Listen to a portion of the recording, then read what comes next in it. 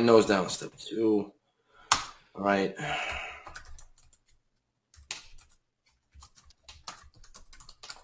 All right, so right now all we did was step 1, we created the page post. Step 2, we created the campaign. That's all we did. All right. Now what we're going to do is we're going to start editing the campaign. So step 3.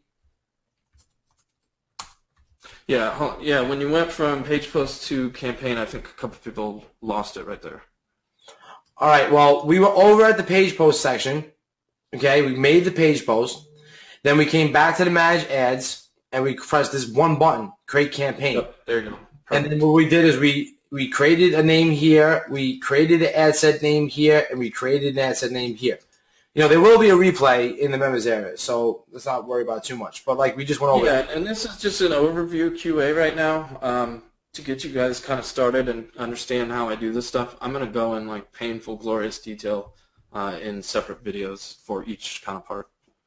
So right now this green means that you're in draft mode and you can edit each aspect. So over here is your edit button. You can click that once and then you have your campaign name, and then you can even set a campaign spending limit if you want. I don't really do that, but if you want to, you can. You can send that to the $100 for the campaign. You can send that to $50 for the campaign, and the campaign will not overspend that, even if it's in an ongoing status. All right, so that's like a little protection barrier in case you're on a limited budget and you want to just set your budget right there. That's up to you. Now over here, you have your ad set level. Now this means that you have to do something with it. All right, so the same thing happens and applies here. You have your, you have your setup right here. Okay, so you're gonna pick your conversion event. So that would be a purchase pixel. Okay, now of course in this account there's nothing, but in my e-commerce account you should see this as green. Okay. Or you should see that. No. Actually, in fact, if you've never done this before, it's going to be red, so that's okay. So okay. Just look at after the first sale, it's going to pick it up, and then so don't even worry about that. Okay, so just make sure it's on purchase. Yep, just make sure it's on purchase, straight up. All right. Now, come over here. Now, remember, you can also rename the ad set later in time once you get your audience. So now we're going to set the daily budget. So I like to set my budgets anywhere from $5 to $10. Okay, so for a brand new beginner, you can start as 5. I've been starting at 10. It's totally up to you.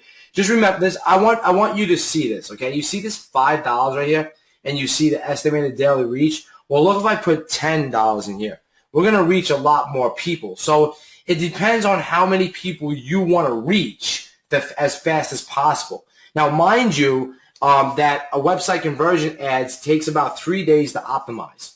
Okay, so you're going to spend around $30 for that to fully optimize. But within $10 to $15, you should start seeing a lot of engagement on the ad. That means people are tagging people, they're commenting on the ad, they're sharing pictures of maybe their dogs on the ad, they're like liking it, they're all that stuff. If you see that, let me speak on this real quick. Go ahead. So the 5 to 10 is not there by accident.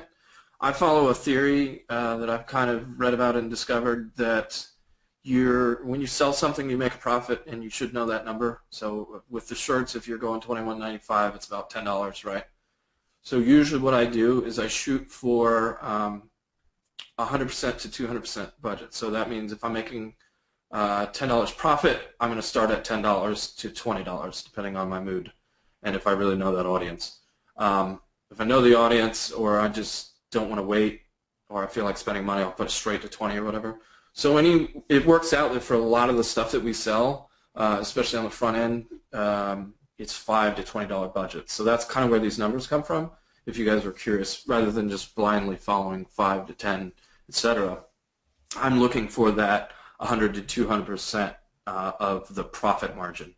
So that way, and what that does, the effect that has, is within pretty much that first expense, by the time Facebook runs through that entire daily budget, you're going to have a very clear estimate if this ad is profitable or not, because you're going to have one sale within that $10 and you're now at break even in profit. So that's why I do that number. That's why it works so well, because then you can say and make a clear determination on how the ad's going without blowing through a lot of money. If you set $100 budget and it goes through that and you only got one sale, you've wasted a lot of money that you didn't need to as a test, right? So that's what I'm doing with that. That's very smart. So it's well calculated. Okay, it's well calculated. Because there was times like when I was, in the beginning of the shirt game, and I was just setting stuff blindly. Like. Well, yeah, exactly. And what happens is people teach us stuff, right, publicly. So you probably read these courses, and they just by accident found that that's what works. Well, then all of a sudden that becomes the rule, and people say, well, you got to use $5 budgets, or you got to use $20 budget. No, it's not that simple. There's a little bit of thought behind that, and most people don't actually realize that that's what's going on, and that's why it works. So it's funny that when this whole $5 to $10 budget thing came out, it's because that works out to be about the number you need. So if I'm selling higher stuff, I'll start at $100 or whatever. Just give me 1 second. I'm talking about PM. I want him to get every shirt pricing that we have in Commercify right now, so I can show you guys. There's a difference between budget or limit of the campaign. Yes, budget is how much it's going to spend today. Limit is how much the entire campaign will ever spend or be allowed to spend. All right, that should be there in 1 minute. 1 minute. And then question about this campaign is for another ad. No, we haven't actually set the ad yet. So what a campaign is sort of the bucket that your ad sets and ads go inside of. So you start out by creating the shell, which is the point or website conversion, like the type. And then everything underneath that is going to have that same objective, right? So that's why we start here first, and then we're going to walk in the next couple steps. We're going to show you what to do next. All right, so let me see if you got it back to me. Okay, he's getting it to me. I'll get you guys the exact margins and prices. We'll have that actually in the system today anyway. All right, so anyway, so now as that's done, okay, let's say we'll just start this at 10 for now. Say our profit is 10, which it usually is. Okay, I'm going to come down, and I usually just start with United States, okay, but if you're scaling, you can go into different countries and try as well. The tier 1 countries like Canada and United Kingdom and stuff like that. But I usually just start with United States. The niche is going to be dependent on your demographic research. Okay, I mean the gender.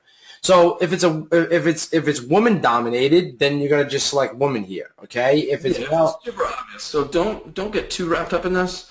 At first, when you're just starting to do this kind of stuff, I start generally 21 to 65 plus, like everything. And unless I know it's specifically something for men or women only, or unless I really know the market because I've done stuff in it before, I leave it open to see what's going to happen. I let the data come to me rather than forcing that. So don't get too focused on this just yet.